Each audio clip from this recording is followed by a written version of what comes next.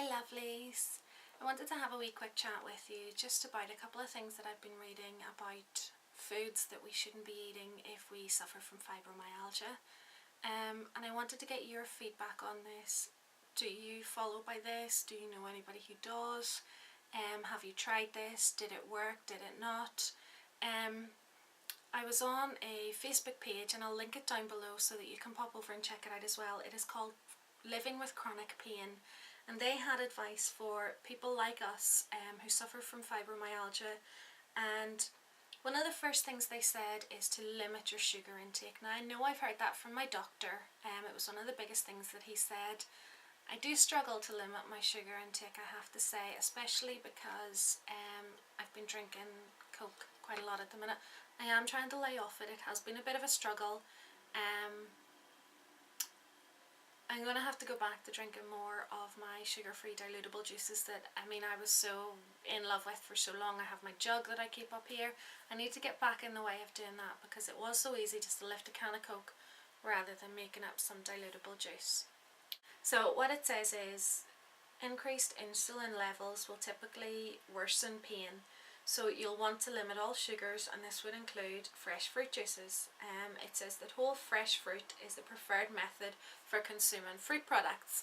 And it does say go for fresh foods. It says eating a diet of fresh foods devoid of preservatives and additives may ease symptoms triggered by coexisting conditions such as irritable bowel syndrome. Now I do know that I suffer with a lot of bowel and stomach issues and stuff.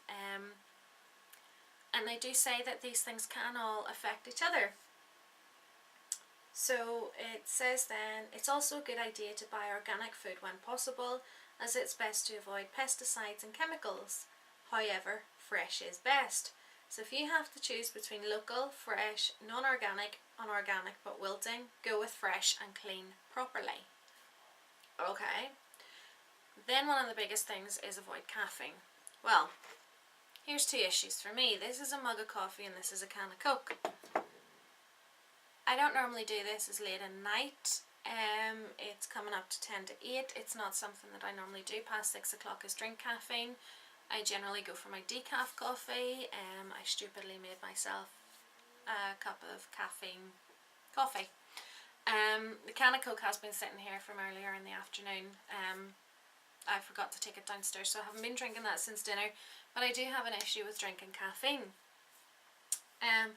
It says fibromyalgia is believed to be linked to an imbalance of brain chemicals that control mood, and it is often linked with an inadequate sleep and fatigue. Okay. The temptation is to artificially and temporarily eliminate feelings of fatigue with stimulants like caffeine. Well, to be honest, it's not really why I drink those products. I drink them because I like the taste of them. And it doesn't genuinely give me any more energy or anything. I don't get that burst with it. But it says, but this approach does more harm than good in the long run. Though caffeine provides an initial boost of energy, it is no substitute for sleep and is likely to keep you awake. So obviously my idea is generally to not have any caffeine after tea time. So to let it run out of your system and just drink non-caff stuff, because it doesn't taste any different to have decaf tea and coffee in the evening anyway. To be honest with you, most times at this time of the night I have my herbal teas anyway. It also says try avoiding nightshade vegetables, and it says tomatoes, potatoes, eggplant, as they may trigger arthritis and pain conditions in some people. I didn't know that, and I'm not entirely sure what nightshade vegetables means, so I'm going to have to look that up and do a wee review on that to see what it actually means. It also says to avoid pasteurised dairy. Now, before I even read any more of this, I will say that I do feel like I have a dairy intolerance. I had thought about chatting to the doctor to see if I was lactose intolerant, because whenever I drink anything or eat anything that has dairy in it, I do end up having pains and would get a lot of acid reflux and would tend to burp quite a lot from a couple of seconds into even having a cup of coffee or a cup of tea. So it does say many fibromyalgia sufferers have trouble digesting milk and dairy products. However, many find that raw dairy products, especially from grass-fed organic sources, are well tolerated. So I'm not sure, guys. I don't know what to take from that. What do you think? You know, what have you cut out of your diet? What have you added into your diet? You know, on the recommendations of other people. Probably one of the biggest ones for me is lowering the sugar and the caffeine. You know, that is something that I was told and I am trying to do. It is a struggle because, I mean, I am 29 years old. I have been drinking caffeine, sugar, tea and coffee, you know, since I was in my mid-teens anyway.